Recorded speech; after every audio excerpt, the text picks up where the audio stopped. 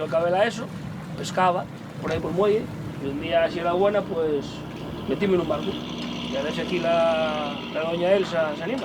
Pero estudiada, de patrona.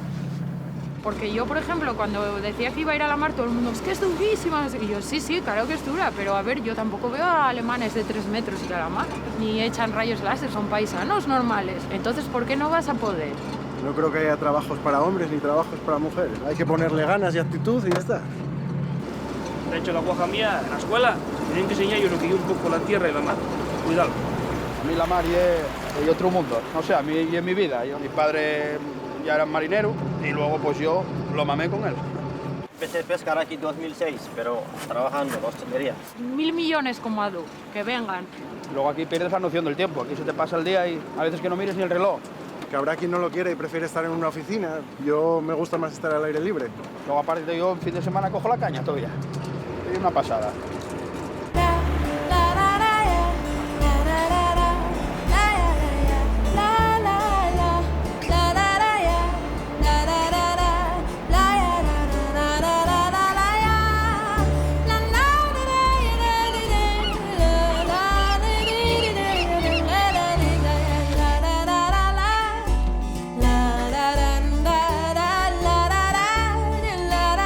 Vas a ayudarme, ¿Ya sabes tú?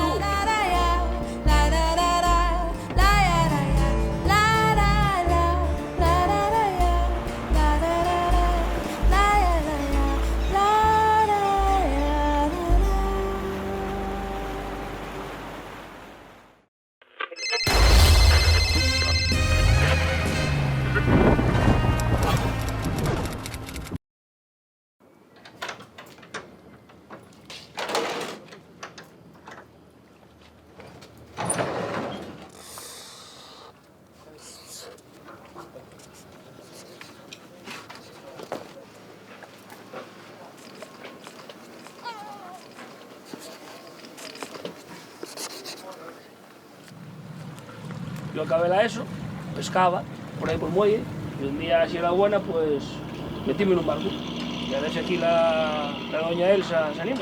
Pero estudiada, de patrona. Porque yo, por ejemplo, cuando decía que iba a ir a la mar, todo el mundo, es que es durísima, no sé qué. Y yo, sí, claro que es dura, pero a ver, yo tampoco veo a alemanes de 3 metros ir a la mar, ni echan rayos láser, son paisanos normales. Entonces, ¿por qué no vas a poder? No creo que haya trabajos para hombres ni trabajos para mujeres. Hay que ponerle ganas y actitud y ya está. De hecho, la guaja mía, en la escuela, tienen que enseñar yo lo que yo un poco la tierra y la mar. Cuidado. A mí la mar es otro mundo, no sé, a mí y en mi vida. Mi padre ya era marinero y luego pues yo lo mamé con él. Empecé a pescar aquí en 2006, pero trabajando en la hostelería. 1.000 millones como Adu, que vengan. Luego aquí pierdes la noción del tiempo, aquí se te pasa el día y a veces que no mires ni el reloj. Que habrá quien no lo quiere y prefiere estar en una oficina. Yo me gusta más estar al aire libre. Luego aparte yo en fin de semana cojo la caña todavía. Es una pasada.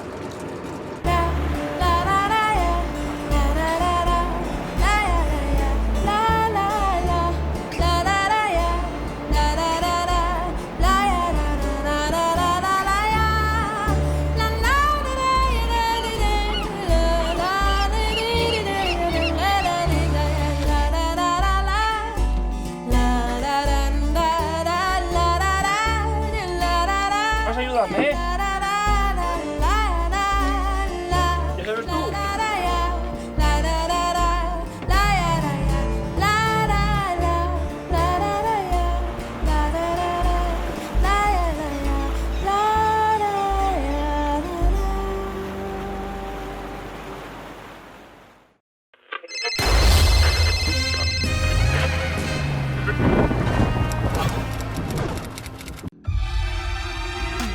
Subimos a lo más alto para llegar hasta ti.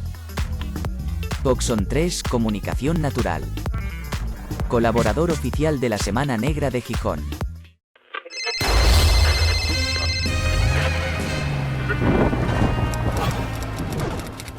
Hola, buenas tardes a todos, a todas. Vamos a iniciar la sesión.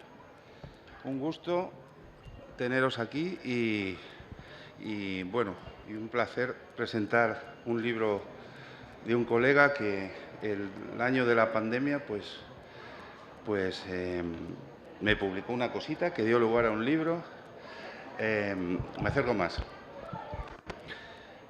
Pablo Batalla en Quemarropa, ¿verdad? En la revista de la semana que da nombre a esta carpa. Así que un gusto esta conversación sobre el libro de Pablo, que me consta que hace 2 años estaba metido en ello. Ya me hablaba de este dichoso y maravilloso tema, y el libro se lo ha hecho en 2 años, aunque se nota que estaba ya cociendo el tinglao desde antes, ¿no? ¿Y por qué? Porque uno de los rasgos más sobresalientes de este libro es que es un libro de un historiador. Quien no conozca a Pablo, pues verá que en la solapa pues hay una breve semblanza de su evolución, pero yo creo que este es un libro de Pablo, a diferencia del otro que presentamos, ¿verdad?, en el 20, que era el libro sobre la virtud en la montaña, es un libro más de documentación. No digo que el otro no lo fuera, pero es un libro con una voluntad historiográfica muy potente. Y eso tiene que ver con el dichoso tema del libro, claro, porque parte del debate de los nuevos nacionalismos es que se hace con la historia, o sea, con los hechos históricos, pero que se hace con esa disciplina tan polémica que es la historiografía, ¿no? La historia, ¿no? Y entonces Pablo ha tenido el valor, a mi juicio, y voy a ser muy breve porque os va a contar él. Tengo ahí 3 preguntillas, pero quiero que él suelte, que nos hable realmente de cómo ha montado el libro.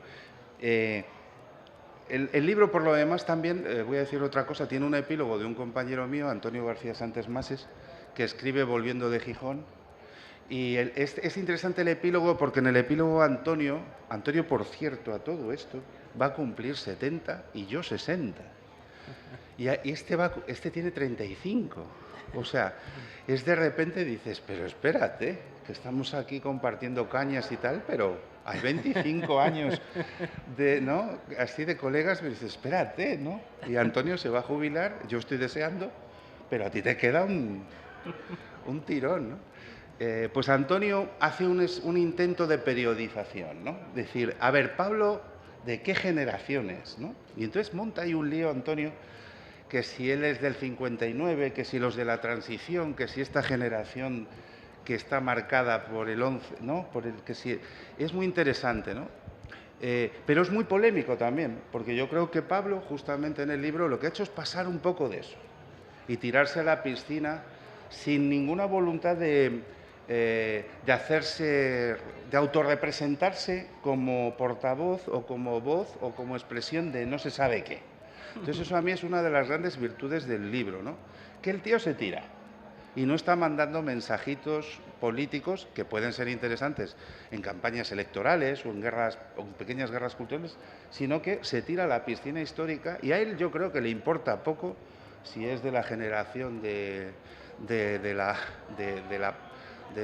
los indignados o de los cabreados o de los hostiados o de los desahuciados o de los parados, ¿no? O sea, es un libro de un historiador, fundamentalmente. Digo esto porque en un momento del libro él dice que está de acuerdo con Legov en que la historia no se corta a rebanadas, ¿no? Como el pan Bimbo. Y entonces mi primera pregunta, la primera que le voy a hacer a Pablo, le voy a hacer 2 o 3 y ya tiramos para adelante, es, bueno, si no cortas el pan a rebanadas, ¿cómo leches lo cortas? O sea, ¿cómo te apañas con el pan, no? Y mi modesta opinión es, bueno, él mismo lo dice, y esto es lo más bonito del libro, esta construcción estilística, como diría yo, en espejo retrovisor, ¿no?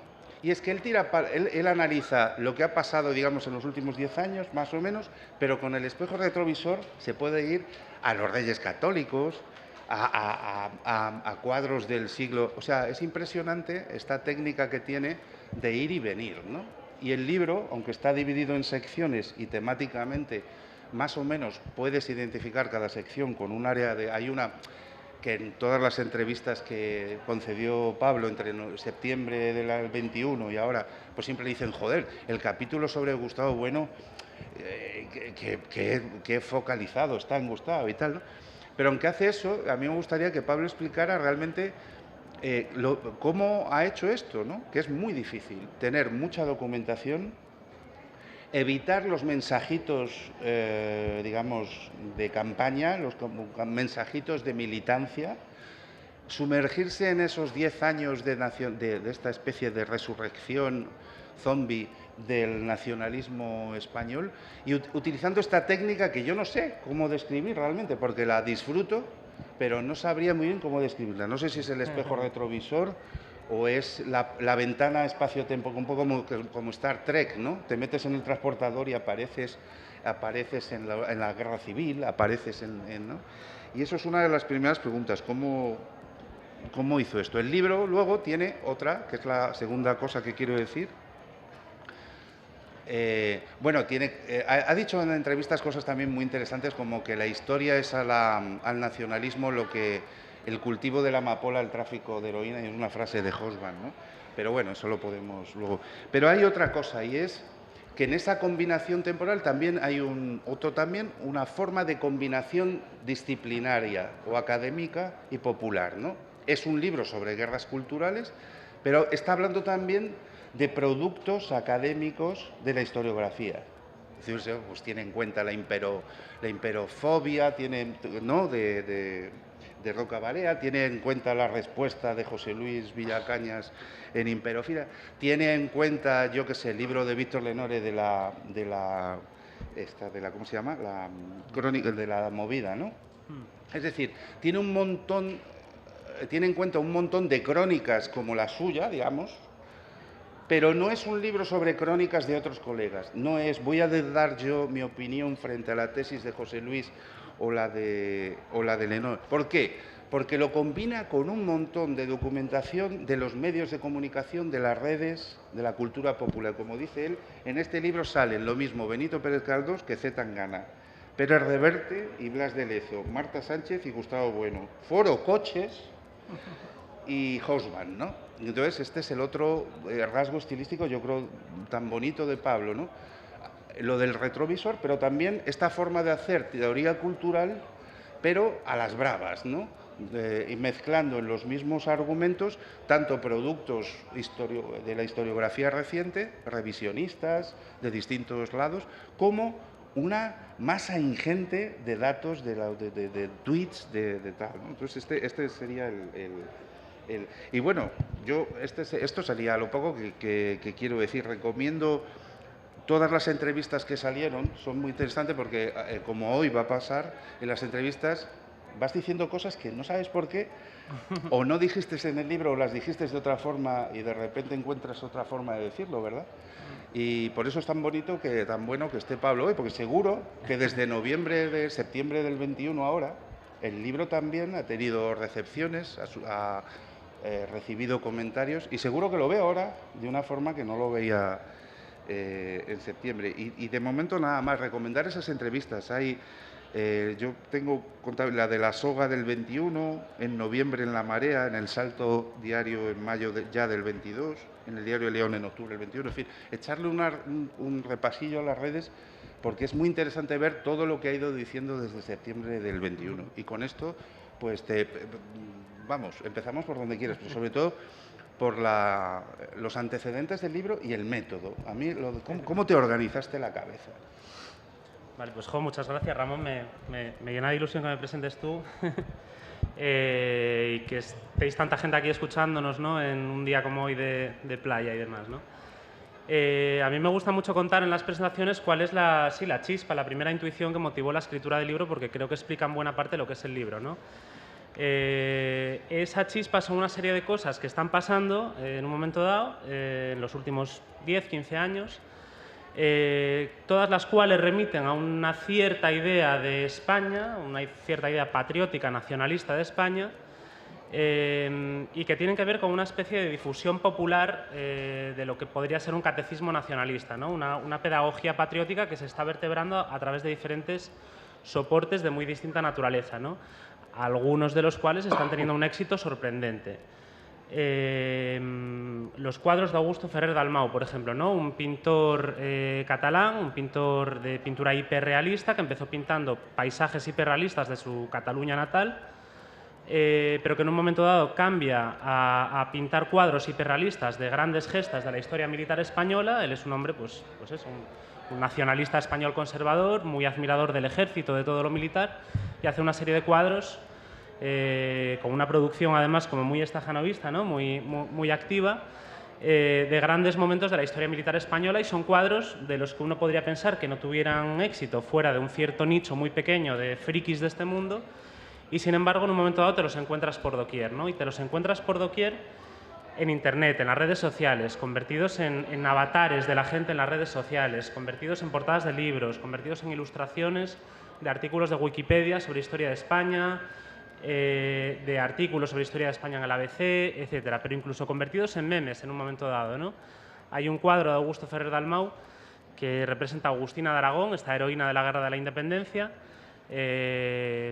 con un cañón encima de una montaña de cadáveres, ¿no? Esta épica de la Guerra de la Independencia, que en un momento dado se convierte en lo peor de la pandemia en un meme, ¿no? Hay una gente que agarra ese cuadro, le quita la cara a Agustina de Aragón, pone la de Isabel Díaz Ayuso, le pone una bandera de la Comunidad de Madrid detrás y presenta a través de ese cuadro de Ferrer Dalmau a una heroína que sería Isabel Díaz Ayuso, que en aquellos momentos de la pandemia, para cierta gente, estaba siendo la lideresa de facto de una oposición a las medidas que estaba decretando el Gobierno central contra la pandemia, ¿no? Pues eso, un éxito sorprendente, ¿no? El de estos cuadros que uno pensaría que no fueran a salir de un determinado nicho. Pero pasan más cosas, ¿no? Pasa, por ejemplo, que hay un libro que se llama Imperiofobia, de María Elvira Rocabaria, una profesora hasta entonces desconocida de secundaria de Málaga, que escribe una apología de 500 páginas del Imperio Español, del papel histórico del Imperio Español. Un libro pues grueso, en principio erudito, en principio pues no para todos los públicos. Luego va a haber historiadores profesionales que se encarguen de sacar de ahí, que está lleno de tergiversaciones, de mentiras, de medias verdades, etcétera. Pero en principio es un libro erudito, es un libro complejo, es un libro que no es para todos los públicos. Publicado en una editorial que tampoco es una gran editorial, es una editorial conocida pero no de las más grandes, Iruela, y que sin embargo en este momento alcanza ya las 35, 36, 37 ediciones. Ha sido uno de los fenómenos culturales de los últimos 10 años. Ha vendido pues algo así como 500.000 de libros. Y hubo una época en la que aparecía por doquier, se entrevistaba a esta mujer por doquier, y eso, pues todo un cierto público de derechas, pero no solo de derechas, sino también una cierta ala derecha del PSOE, pues un José Bono, un Josep Borrell, etcétera, etcétera, estaban también leyendo y recomendando este libro, que ya digo, era una apología llena de tergiversaciones del Imperio Español, ¿no? Pero pasan más cosas, ¿no? Pasa, por ejemplo, que Marta Sánchez, la famosa cantante, da un concierto en el Teatro Real de Madrid en conmemoración de los 30 años, me parece, de carrera musical, y al final del concierto, por sorpresa para su público, se arranca con su propia versión, su propia letra para el himno de España, ¿no? Empieza a cantar una canción que la gente se queda sorprendida porque le suena la melodía, pero no atina a saber lo que es. Rápidamente se da cuenta de que es una letra para el himno de España y el teatro se viene abajo. O sea, la gente se vuelve loquísima, aplaude a rabiar, se levanta, etcétera, etcétera, ¿no? La grabación de ese himno va a circular después también pues, súper profusamente por las redes sociales, etcétera, ¿no? Se va a convertir en otro fenómeno viral en un momento dado, ¿no? Curiosamente hay un verso de ese himno, de esa letra que Marta Sánchez le pone al himno de España, que es una letra mala, o sea, es una letra literariamente mala, es como de redacción escolar, no es una letra literariamente bonita como podría ser pues, la de un José María Pemán, etcétera, ¿no? Letras que se le han puesto al himno de España y que podían tener un significado ideológico siniestro, pero líricamente, literariamente eran bellas, sino que es una letra mala, pero que sin embargo, pues eso, tiene un éxito tremendo, circula viralmente por las redes sociales. Esteban González Pons, del PP, pide que se cante en la final de la Copa del Rey, que se va a celebrar pronto. Hay quien pide que se oficialice la letra, o sea, durante unos días es una auténtica locura lo que pasa con este himno, ¿no? Y hay un verso de esa letra en la que ella dice: rojo, amarillo, colores que brillan en mi corazón y no pido perdón. Ese y no pido perdón vuelve loquísima a la gente, es lo que más loca vuelve a la gente, ¿no? Lo cual nos remite pues, como a una especie de permeación victimista que atraviesa a todos los productos de los culturales de los que yo voy a hablar en el libro, ¿no? Yo en el libro lo que me propongo es trazar una especie de mapa, una especie de cartografía de todo el repertorio de nuevos soportes pedagógicos de los cuales el nacionalismo español se ha provisto en los últimos 10-15 años, ¿no? Juego con el gol de Iniesta en el Mundial de Fútbol, en esa victoria mundialística en el año 2010 en Sudáfrica como inicio, aunque podríamos remontarnos más atrás. La historia no se corta en rebanadas, decía Le Goff, efectivamente, en el sentido de que la cortamos para poder comerla, ¿no? La cortamos, la categorizamos, edad antigua, edad media, edad moderna, etcétera, para poder aproximarnos a ella y manejarla con soltura, ¿no? Pero la gente no se acuesta medieval un día de 1453 y se levanta moderna al día siguiente, ¿no? A eso se refería Le Goff. Es difícil cortar la historia en rebanadas porque, como nos explicó también el gran filósofo alemán Walter Benjamin, de quien Ramón del Castillo hablaba el otro día en la carpa del encuentro en otra actividad, el tiempo no pasa, se acumula.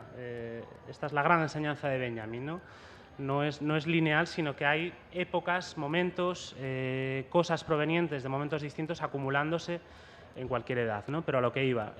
Yo inicio mi relato de alguna manera con el gol de Iniesta, por iniciarlo en alguna parte, y lo que trato de hacer es un mapa de todo ese repertorio de productos nuevos del nacionalismo español, ¿no? de mecanismos de pedagogía, jugando con la idea de que el nacionalismo, cualquier nacionalismo y también el español, es una religión secular, es una religión laica. En la edad contemporánea la religión se retrae, la religión remite, pero deja un hueco de alguna manera en el alma de la humanidad, en el alma de los seres humanos, que corremos a llenar con otras cosas, ¿no? Convertimos en religiones cosas que en principio no son religiones, pero que son cosas que nos proporcionan un nuevo repertorio de dioses, de profetas, de textos sagrados, de rituales, de herejes, de un sentido de trascendencia, de formar parte de algo más grande que nosotros, de un sentido de mandamiento, de sacramento, etc.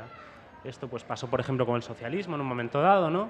La revolución como la segunda venida de Cristo, que algún día vendrá y redimirá a la humanidad, esas ideas, ¿no?, que circularon en los movimientos revolucionarios de la contemporaneidad, y pasa también con el nacionalismo. El nacionalismo nos proporciona todo ese nuevo repertorio y, como toda religión, necesita ser eficaz en distintos niveles de complejidad proselitista para extenderse, ¿no?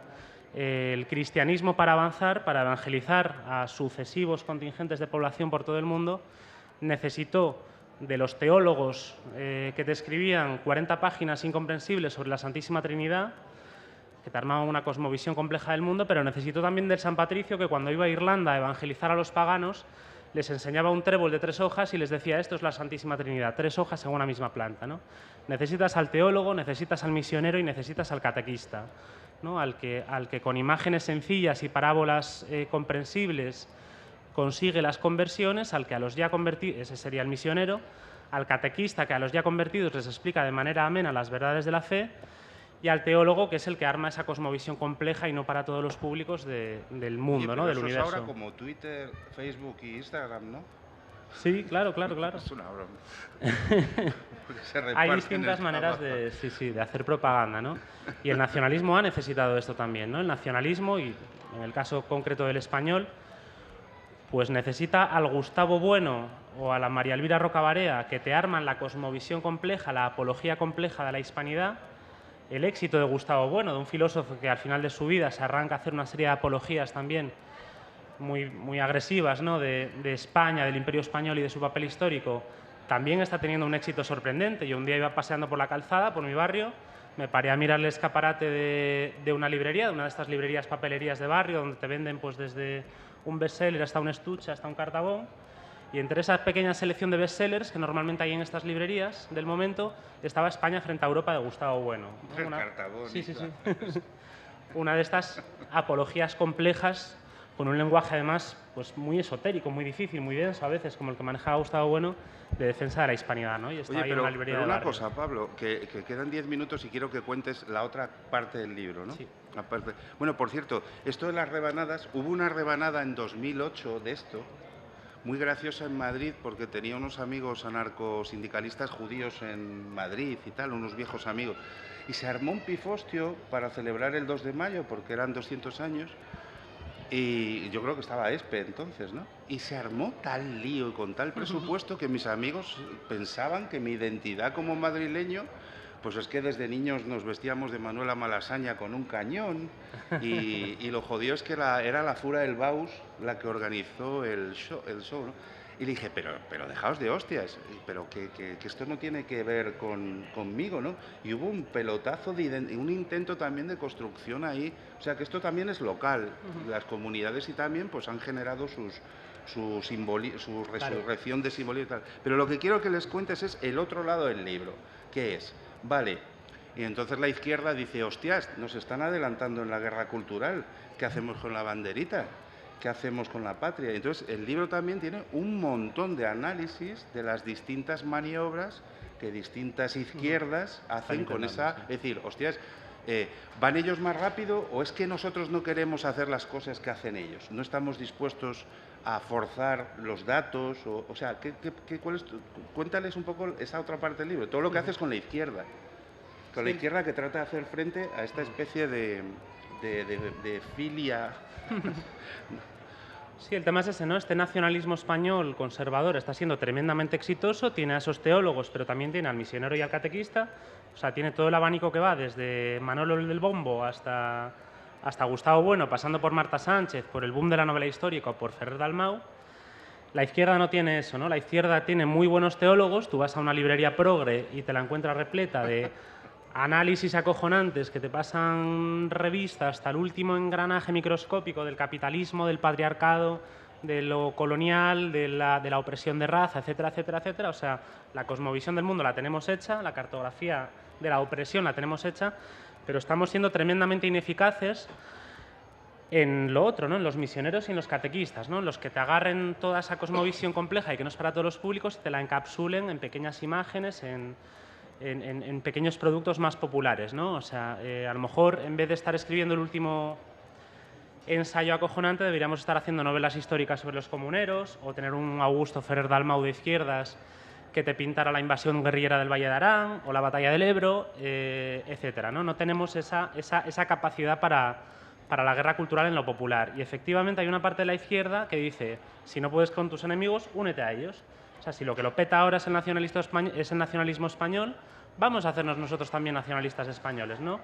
Pero claro, eso es, si le das la razón a tu enemigo, si juegas el juego que tu enemigo quiere jugar, gana él, no ganas tú. Y efectivamente eso está pasando, que hay una serie de izquierdas que parten además de una construcción como muy simplista y muy como plastificada y muy como de personajes de los Village People, ¿no? De lo que es el pueblo, ¿no? Te dicen, te construyen una imagen del pueblo en la cual el pueblo es un obrero de mono azul, es un campesino de los santos inocentes, etcétera, etcétera, y te dicen el pueblo es conservador, el pueblo es patriota, el pueblo es religioso, el pueblo llama al pan pan y al vino vino, etcétera, etcétera, ¿no?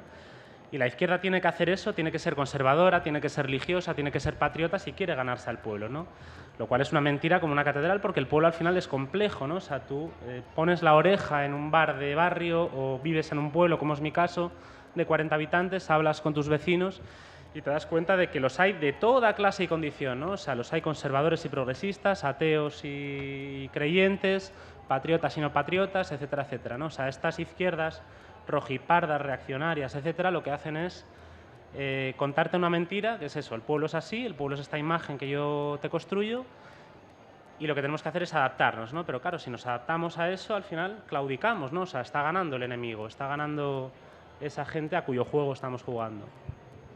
Y mencionabas antes una frase que efectivamente es muy buena, que yo creo que lo resume todo, ¿no? Que dice de Hobsbawm, del gran historiador marxista británico, que es los historiadores somos al nacionalismo lo que los cultivadores de amapola de Afganistán y Pakistán son al tráfico de heroína. Proporcionamos una materia prima, que son los hechos históricos, la historia objetiva, que después los nacionalistas agarran y transforman, destilan para convertirlo en una sustancia adictiva. Eso es el nacionalismo, ¿no? Una ideología que te habla de la historia, una ideología que es Santiago Abascal dando un discurso debajo de la estatua de Don Pelayo en Covadonga y que dice, en este lugar que inició la Reconquista, nosotros vamos a iniciar nuestra nueva Reconquista, o sea, hay esa convocatoria de espectros del pasado para ayudarte a librar la revolución que quieres hacer hoy. Hay una revolución ultraderechista en marcha, una revolución contra el estado del bienestar, contra los derechos civiles, contra todas las conquistas de la izquierda, y convoca a esos espectros del pasado para que la ayuden, ¿no? Vamos a Covadonga a convocar a los espectros de Don Pelayo y los Astures para que nos ayuden a expulsar de España a los nuevos moros que son pues, la izquierda, los inmigrantes, etcétera, etcétera, ¿no? Pero eso, el nacionalismo es una ideología que te habla del pasado, pero que te habla a partir de mentiras, de tergiversaciones del pasado. Bueno. Y nos dicen que ya tenemos que acabar y muchísimas gracias por Nada, compraos el libro haberme porque escuchado. vais a encontrar muchísimas cosas. Que están ya agobiando.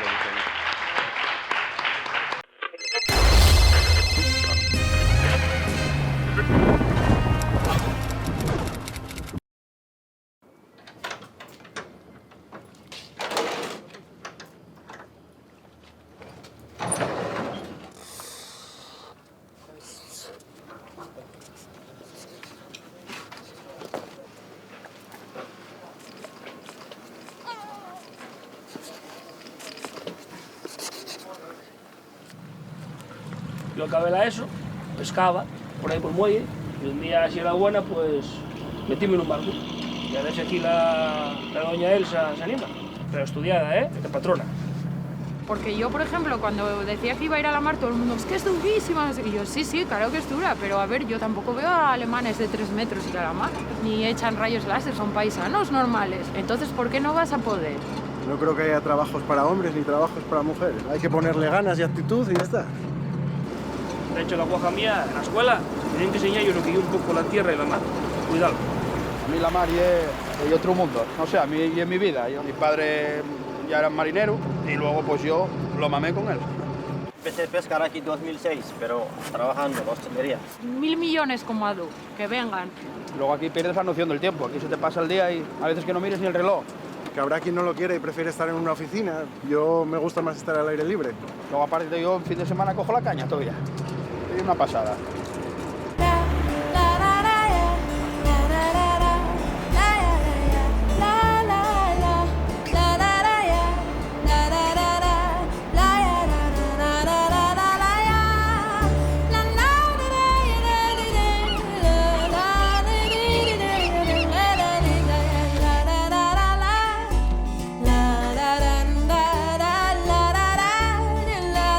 Vas a ayudarme, ¿eh? Ya sabes tú.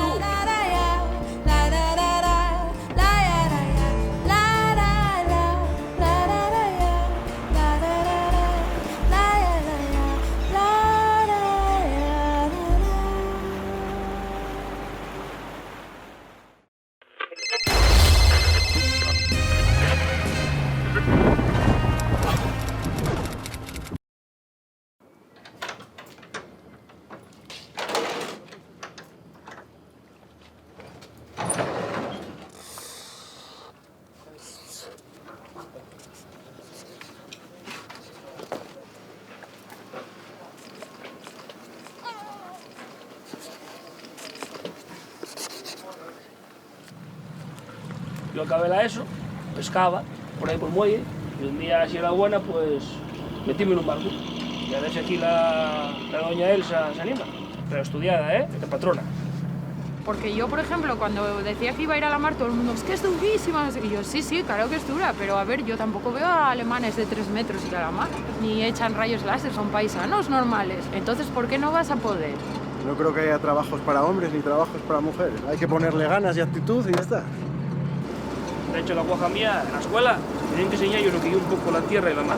Cuidado. A mí la mar es otro mundo. No sé, a mí y en mi vida. Mi padre ya era marinero y luego pues yo lo mamé con él.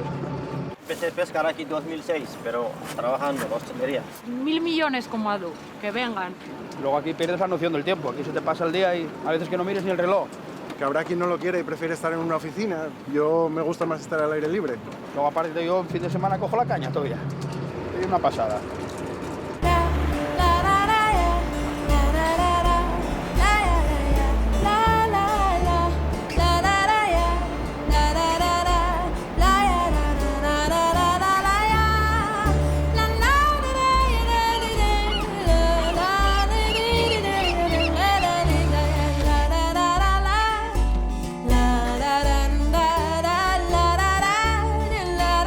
Vas a ayudarme, ¿eh?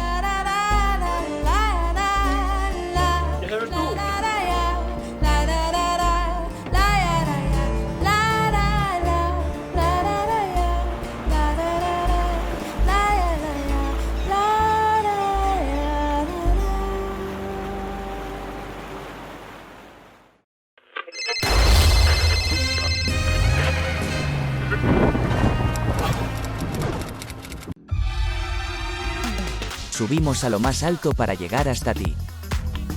Coxon 3 Comunicación Natural. Colaborador oficial de la Semana Negra de Gijón.